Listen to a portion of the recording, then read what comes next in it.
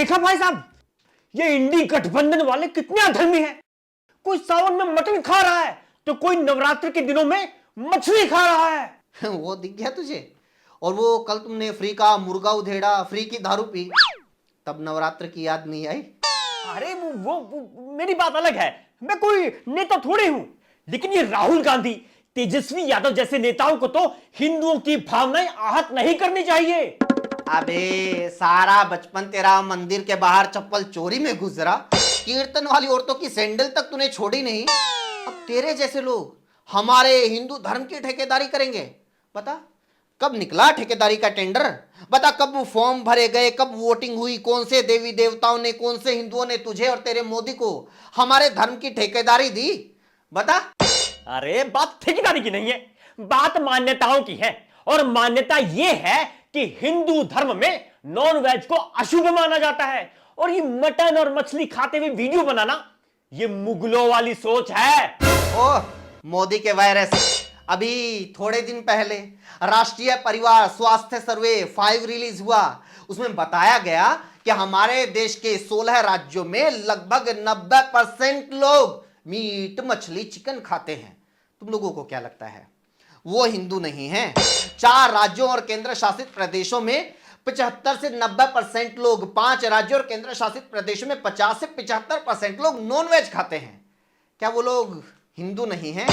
प्यू research institute के मुताबिक आधे से ज्यादा यानी लगभग 56% हिंदू नॉनवेज खाते हैं।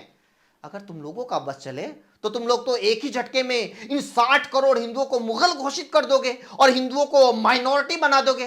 चाहते क्या हो, हिंदू राष्ट्र बनाना या मुगलिया सल्तनत स्थापित करना?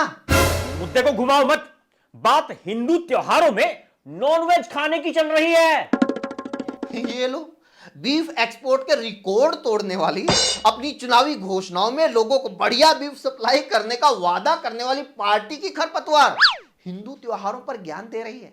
एक काम करो, मोदी को बोलो कि इस बार के बीजेपी के घोषणा पत्र में ऐलान करें कि त्योहारों के टाइम देश में नॉनवेज बैन रहेगा। एक नियम और बनाओ कि बीफ और नॉनवेज खाने वाले बीजेपी के नेता नहीं बन सकते। तुम्हारी पार्टी में चाय बनाने वाला तो क्या, कोई चाय पीने वाला भी नहीं बचेगा। और सबसे पहले भागेगी वो तुम्हारी तथाकथित हिंदू शेरनी कंगना रनौत। हंस लो, जितना मर्जी हंस लो, तुम्हारे जैसे लिब्रांडुओं की तो आदत हो गई है हमारी भावनाओं को आहत करना। अबे ये तुम लोगों की भावनाएं लोगों के खाने पीने, जाति धर्म और हीरोइन के कपड़ों से ही क्यों आहत होती हैं?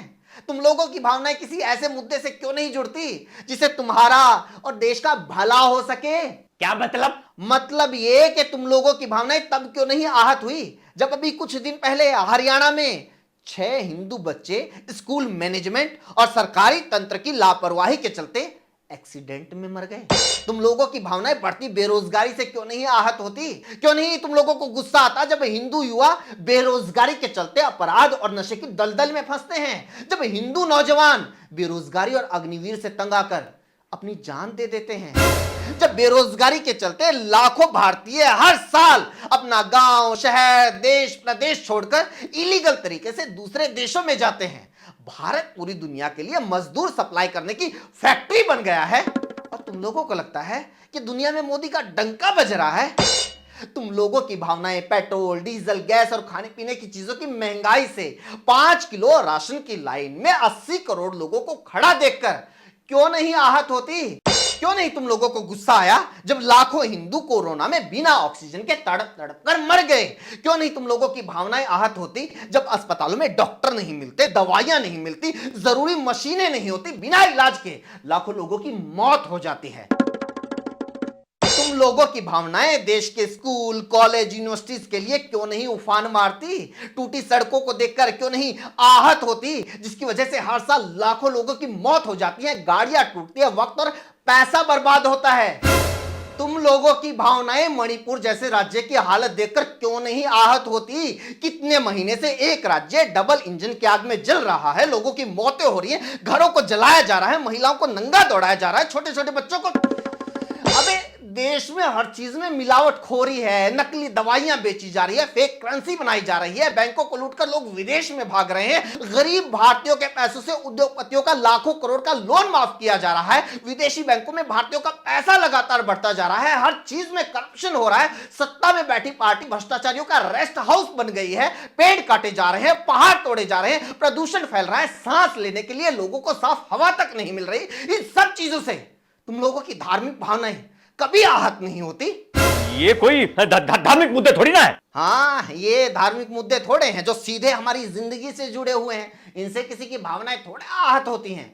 भावनाएं तो आहत होती है कि कौन क्या खा रहा है, कौन सी हीरोइन कौन से रंग की बिकिनी पहन रही है, चिप्स के पैकेट के ऊपर उर्दू में क्यों लिखा हुआ है, कौन सा लड़का किससे शादी कर रहा है, आज हमारे साथ हमारे देश के साथ क्या हो रहा है, इससे किसी की भावनाएं आहत नहीं होती। भावनाएं आहत होती हैं ये सोचकर कि बाबर और औरंगजेब ने सदियों पहले क्या किया था।